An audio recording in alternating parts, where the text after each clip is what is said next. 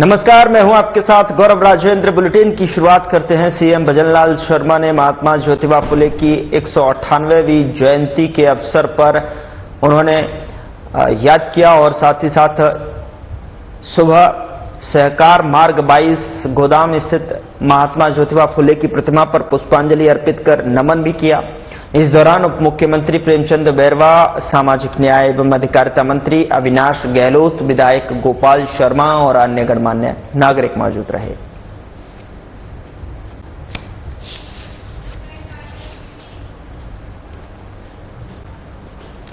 CM Bhajanlal Sharma ने तापमान में वृद्धि के बाद पेयजल की उपलब्धता की समीक्षा के लिए जन स्वास्थ्य अभियांत्रिकी विभाग के अधिकारियों के साथ बैठक की। उन्होंने निर्देश दिए कि गर्मी में जनता को पानी की कमी न हो और इसके लिए सभी जिला कलेक्टरों को कंटीजेंसी प्लान के तहत आवश्यक कदम उठाने को कहा है। उन्होंने कहा कि 15 मई से पहले हैंडपंप, नलकूपों की मरम्मत, पाइपलाइनों की कार्य पूर्ण किए जाएं।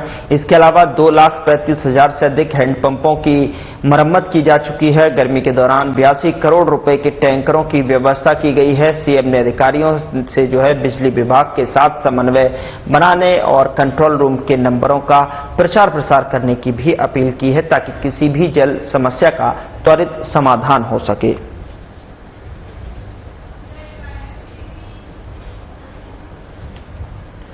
उधर सीएम भजनलाल शर्मा ने प्रदेश में सड़क और रेल कनेक्टिविटी को उत्कृष्ट बनाने की दिशा में केंद्र सरकार द्वारा दी गई स्वीकृतियों के लिए प्रधानमंत्री नरेंद्र मोदी, केंद्रीय सड़क परिवहन मंत्री नितिन गडकरी और केंद्रीय रेल मंत्री अश्विनी वैष्णव का आभार व्यक्त किया है। उन्होंने कहा कि प्रधानमंत्री मोदी के नेतृत्व में डबल इंजन की सरकार प्रदेश के विकास को नई गति दे रही है। केंद्र सरकार ने 394.03 करोड़ रुपए की लागत से राष्ट्रीय राजमार्ग 458 के रायपुर जस्सा खेड़ा खंड का निर्माण स्वीकृत किया है और जिससे कि भीलवाड़ा और चित्तौड़गढ़ की यात्रा में 38 किलोमीटर की कमी होगी। साथ ही आपको बता दें कि बर और पिपलिया कलां औद्योगिक पार्क की कनेक्टिविटी भी बेहतर होगी।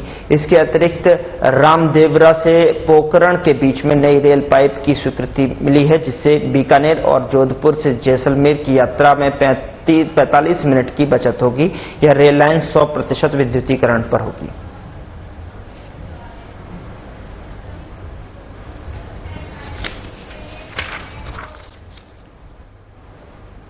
सीएम भजनलाल शर्मा ने गुरुवार को जयपुर मेट्रो कॉरिडोर फेज 2 की विस्तृत परियोजना रिपोर्ट डीपीआर की समीक्षा बैठक ली और आपको बता दें कि उन्होंने अधिकारियों को निर्देश दिए कि सीतापुरा से अंबावाड़ी और विद्याधर नगर तक मेट्रो स्टेशन बनाए जाएं ताकि भविष्य में यातायात की आवश्यकता और आमजन की सुगमता को ध्यान में रखा जा सके। सीएम ने कहा कि जयपुर मेट्रो का विस्तार बढ़ती आबादी और यातायात दबाव को संतुलित करने में अहम भूमिका निभाएगा, जिससे जयपुर स्मार्ट सिटी बनेगा। और बैठक में मेट्रो के प्रस्तावित रूट, लागत और वित्तीय मॉडल पर चर्चा हुई। सीएम ने अधिकारियों को रेलवे स्टेशन और एयरपोर्ट के पास मेट्रो स्टेशन बनाने के निर्देश दिए ताकि मेट्रो की उपयोगिता अधिकतम हो और इस अवसर पर वित्त और मुख्यमंत्री कार्यालय के वरिष्ठ अधिकारी और जयपुर मेट्रो के अधिकारी मौजूद रहे।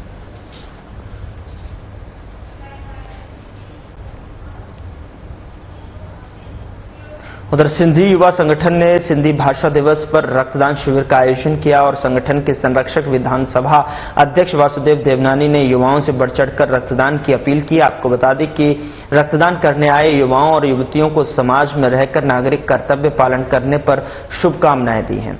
उन्होंने कहा कि रक्तदान सबसे अधिक पुण्य का काम है और युवाओं को बढ़ चढ़कर इसमें हिस्सा लेना चाहिए। किसी के रक्त से कई जिंदगियां बचाई जा सकती हैं। ऐसे काम में समाज के नौजवानों को आगे आना चाहिए और रक्तदान करना चाहिए।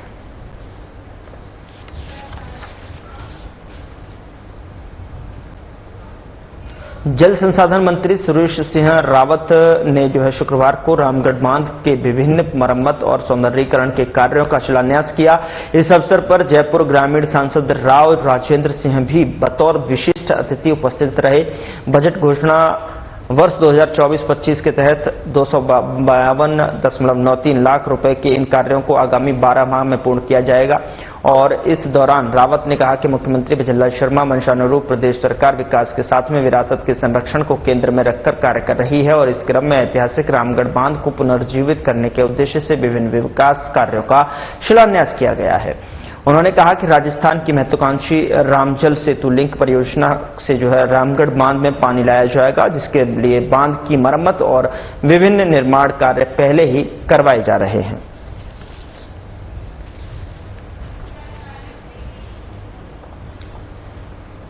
उधर रसोई गैस सिलेंडर, पेट्रोल, डीजल, खाद्य सामग्रियों में दिन प्रतिदिन हो रही बढ़ोतरी के विरोध में भारतीय युवा कांग्रेस के आदेशानुसार राजस्थान युवा कांग्रेस के वरिष्ठ प्रदेश सचिव रवि कुमार सिकदार ने दिल्ली मुंबई राष्ट्रीय राजमार्ग पर बीजेपी सरकार का पुतला जलाकर विरोध प्रदर्शन किया है। दरअसल आपको बता दें कि रवि सिकदार ने कहा कि उज्ज्वला योजना के तहत राहत देना और नाम लेकर सिलेंडर दिए, आज वो सिलेंडर भरवाने में आम आदमी असमर्थ है। महंगाई आम आदमी की कमर तोड़ रही है। इस प्रदर्शन में सुरेंद्र सामोता, राघव दधीच, गोवर्धन यादव सहित अनेक युवा कांग्रेस के नेता और कार्यकर्ता मौजूद रहे।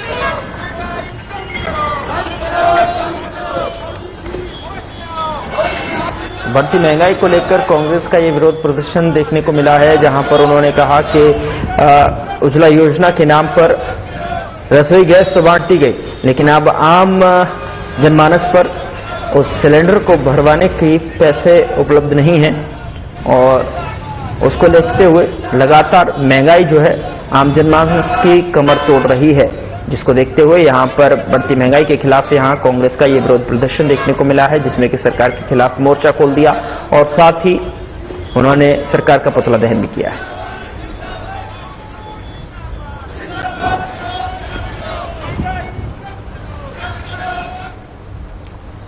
उधर जयपुर में मुख्य सचिव सुधांशु पंत ने अधिकारियों के साथ में समीक्षा बैठक की और इस दौरान उन्होंने कहा कि अधिकारी पूर्ण निष्ठा और ईमानदारी से कार्य करते हुए जनता को सुशासन का एहसास करा रहे हैं।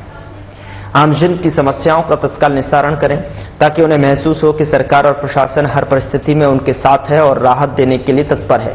मुख्य सचिव सुधांशु पंत ने पेयजल व्यवस्था की तैयारियों की समीक्षा करते हुए कहा कि पानी के लिहाज से अगले 2.5 महीने काफी क्रिटिकल हैं और इसके लिए गर्मी के मौसम में पेयजल और बिजली की सप्लाई सुचारू रखें ताकि आमजन को कोई भी समस्या का सामना न करना पड़े। साथ ही उन्होंने कहा कि समर कंटीजेंसी प्लान को तुरंत स्वीकृति कराकर काम शुरू करने के निर्देश दिए हैं। पानी की चोरी रोकने के लिए चल रहे अभियान के प्रशासन और पुलिस का सहयोग लेकर ठोस कार्रवाई करने के भी निर्देश दिए गए।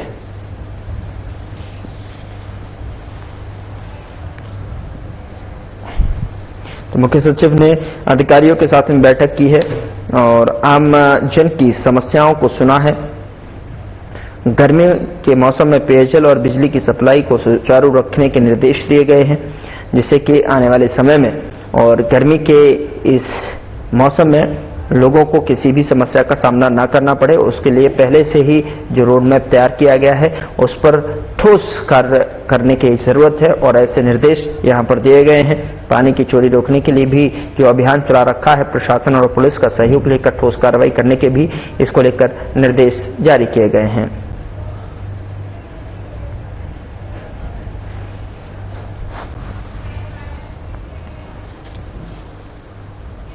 भारत निर्वाचन आयोग ने देश भर में जमीनी स्तर तक चुनाव प्रक्रिया से जुड़े अधिकारियों की क्षमता वृद्धि के लिए उन्होंने प्रशिक्षित करने के व्यापक अभियान की शुरुआत कर दी है। इस क्रम में आयोग के प्रशिक्षण संस्थान India international institute of democracy and election management नई दिल्ली में पश्चिम बंगाल के 231 चुनाव अधिकारियों के लिए 2 दिवसीय राष्ट्रीय प्रशिक्षण कार्यक्रम आरंभ हुआ है। बता दें कि बंगाल के 2 जिला निर्वाचन अधिकारी, 12 निर्वाचक रजिस्ट्रीकरण अधिकारी और 217 बूथ लेवल अधिकारी के साथ में शुरू हुई ये पहल जमीनी स्तर के चुनाव अधिकारियों की व्यापक प्रशिक्षण योजना का हिस्सा है। आयोग ने इसकी परिकल्पना 4 मार्च को आयोजित मुख्य निर्वाचन अधिकारियों के सम्मेलन के दौरान की थी। आयोग ने बुधवार को सभी राज्यों और केंद्र शासित प्रदेशों में निर्वाचन विभागों के मीडिया नोडल अधिकारियों के सोशल मीडिया नोडल अधिकारियों और जिला जनसंपर्क अधिकारियों के लिए 1 दिवसीय ओरिएंटेशन कार्यक्रम आयोजित किया। इस कार्यक्रम का उद्देश्य बदलते मीडिया परिदृश्य में चुनाव अधिकारियों के समन्वय और तैयारियों को बढ़ाना है।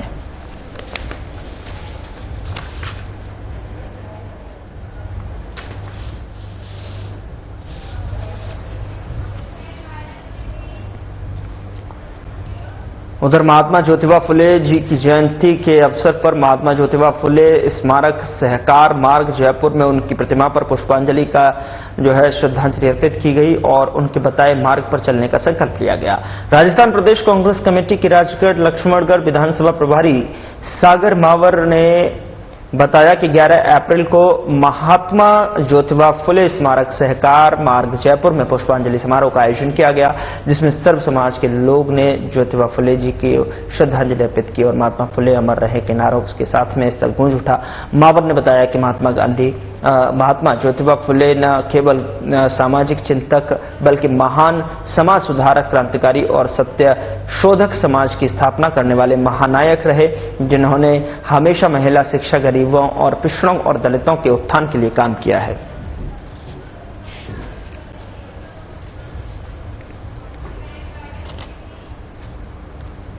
उधर भरतपुर जिले में वांटेड बदमाशों के विरुद्ध चलाए जा रहे अभियान के अंतर्गत भुसावर थाना पुलिस में डकैती के मामले में 6 साल से फरार चल रहे 3 इनामी बदमाशों को गिरफ्तार किया है।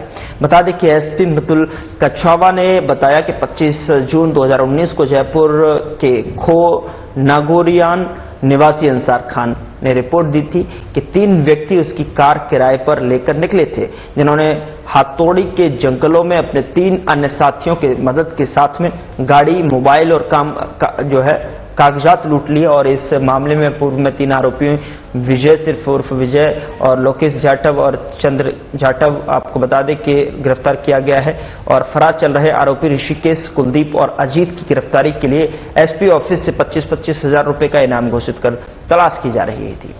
और लंबे समय से फरार चल रहे आरोपियों की गिरफ्तारी के लिए एसपी कक्षावा द्वारा अतिरिक्त पुलिस अधीक्षक जय नारायण मीणा और सीओ धर्मेंद्र शर्मा के सुपरविजन में विशेष टीम गठित की गई और टीम ने मुखबिर की सूचना पर आरोपियों को गिरफ्तार करने में सफलता हासिल की है।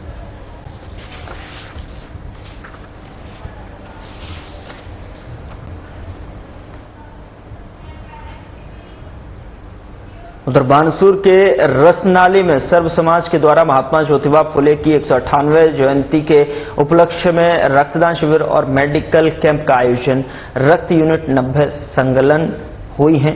बता दें कि राम कुमार सैनी ने बताया कि समारोह का आयोजन दीप प्रज्वलित कर श्री 108 सीताराम दास महाराज नागाजी मंदिर कोटपुतली मुख्य अतिथि चिरंजी लाल सैनी यानी मुंड्रू, राष्ट्रीय संगठन मंत्री अंतर्राष्ट्रीय मानवाधिकार और सामाजिक न्याय संगठन विशिष्ट अतिथि मुकेश कुमार जयपुर और सचिव अंतर्राष्ट्रीय मानव अध्यक्षता महावीर सैनी, वशिष्ठ अतिथि चमन कंवर, प्रदेश अध्यक्ष महिला विंग विमला सैनी, प्रदेश महामंत्री जयपुर कमला सैनी, महिला विंग प्रदेश सचिव मानव अधिकार मोहनलाल सैनी, पावटा भीम सैनी, देवी सहाय सैनी, बंसी सैनी ने टीम अतिथियों के साथ में स्वागत किया। और इस मौके पर पवन सैनी, प्रदीप सैनी, महावीर सैनी, सुगम सैनी, पत्रकार बिल्लू, राम सैनी, महेंद्र सैनी, बानसूर आदि मौजूद रहे।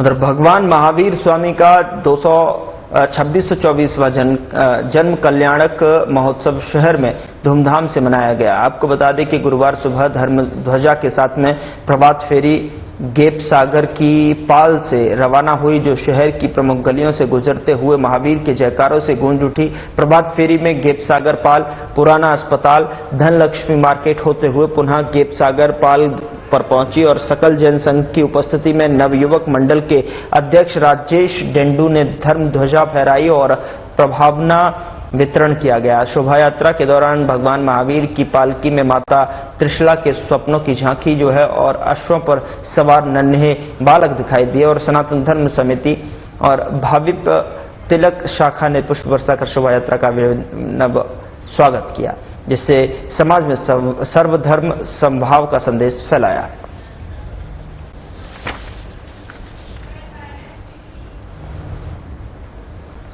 उधर डूंगरपुर के वागड़ कांठल क्षत्रिय समाज के गांव रत्नावाड़ा में श्री खिमज माता जी के 3 दिवसीय कार्यक्रम का भव्य शुभारंभ हुआ।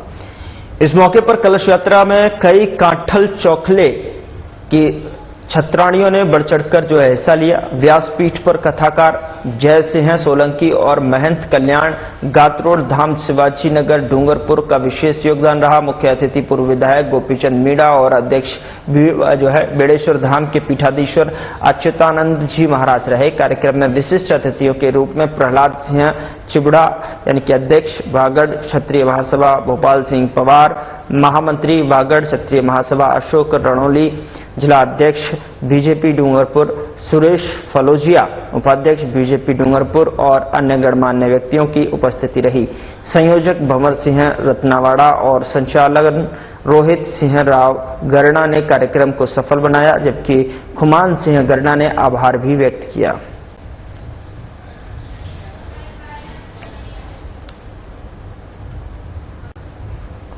धौलपुर जिले के राजाखेड़ा उपखंड के जैतपुर गांव स्थित राजकीय प्राथमिक विद्यालय में करीब 30 लाख रुपए की लागत से हो रहे निर्माण कार्य में घटिया सामग्री के उपयोग को लेकर ग्रामीणों में आक्रोश है।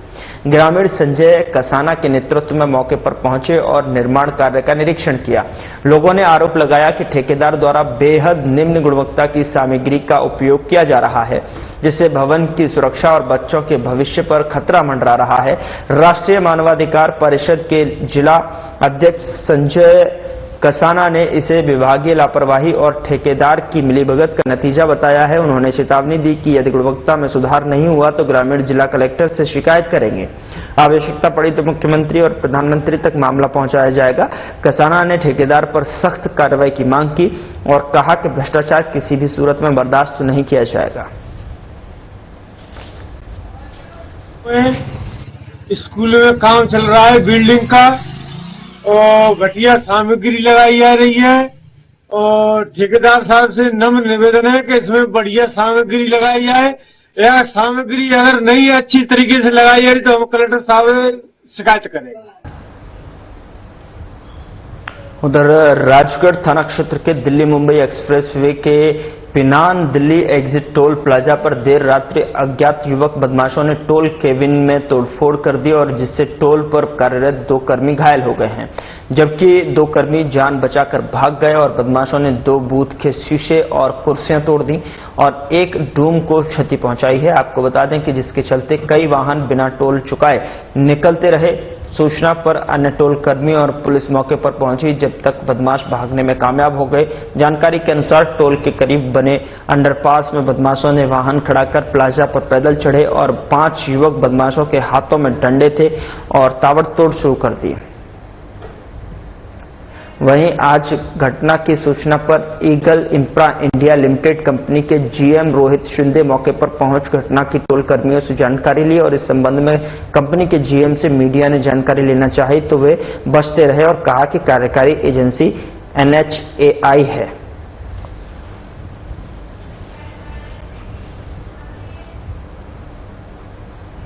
उधर दौसा जिला मुख्यालय स्थित गिरिराज धरण मंदिर में गुरुवार को अंतर्राष्ट्रीय ब्राह्मण महासंघ भारत का स्नेह मिलन समारोह आयोजन हुआ है और आपको बता दें कि समारोह में राष्ट्रीय अध्यक्ष पंडित पंकज जोशी थोई ने कहा कि महासंघ समाज के सभी वर्गों को साथ लेकर चलता है, लेकिन ब्राह्मण समाज के उत्थान के लिए हमेशा संघर्ष करता रहा है। बता दें कि सांगानेर विधानसभा अध्यक्ष प्रमोद पाठक ने महिलाओं से बच्चों में अच्छे संस्कार पैदा करने की अपील की और मोबाइल से बच्चों को दूर रखने की बात की है। और तो वहीं आपको बता दें कि जिला अध्यक्ष दिनेश पारासर ने समाज में फैली कुरीतियों को दूर करने और सभी संगठनों को एकजुट करने की आवश्यकता पर जोर दिया। और वहीं शिक्षा प्रकोष्ठ के प्रदेश अध्यक्ष मुरारीलाल चौंदेरा ने बच्चों को शिक्षा और संस्कार दोनों पर जोर देने की बात कही और प्रियंका अवस्थी, आशा शर्मा, मंजू शर्मा, मिथिलेश देवी और कुसुम गौड़ ने समाज उत्थान और महिलाओं के समान अधिकारों पर विचार व्यक्त किए।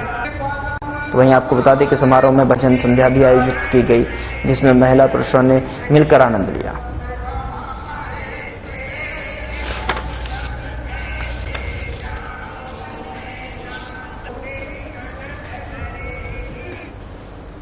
खबर हनुमानगढ़ से है, जहां समर्थन मूल्य पर फसलों की खरीद सुचारू रूप से संपन्न हो, इसलिए जिला कलेक्टर कानाराम ने जिले के कई खरीद केंद्रों का निरीक्षण किया और व्यवस्थाओं का भी जायजा लिया। जिला कलेक्टर ने पक्का सहाराना, गोलूवाला, पीलीबंगा और डबली राठान स्थित खरीद केंद्रों का निरीक्षण किया है। इस दौरान उन्होंने उपज बेचने आए कृषकों से व्यवस्थाओं को लेकर चर्चा की। जिला कलेक्टर ने बताया कि जिले में सरकारी मूल्य पर खरीद के लिए 58 क्रय केंद्र बनाए गए हैं। राज्य सरकार द्वारा घोषित 150 रुपए के बोनस से किसानों को राहत मिलेगी और उनको उपज का अधिक मूल्य मिलेगा। जिला कलेक्टर ने कहा कि जिले द्वारा राजस्थान में समर्थन मूल्य की खरीद का लगभग आधा गेहूं खरीदा जाता है और इस बार भी जिले के लिए 88.14 लाख क्विंटल का लक्ष्य रखा गया है। राज्य सरकार ने 150 रुपए प्रति क्विंटल अतिरिक्त समर्थन मूल्य बढ़ाते हुए 2575 रुपए प्रति क्विंटल में गेहूं की खरीद की जा रही है। सभी अधिकारियों को खरीद एजेंसियों और एफसीआई,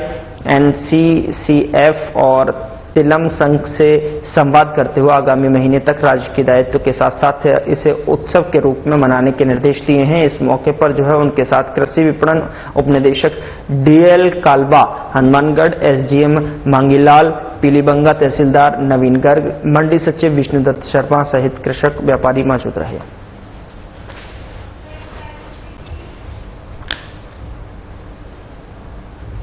फिलहाल बुलेटिन में इतना ही। नमस्कार।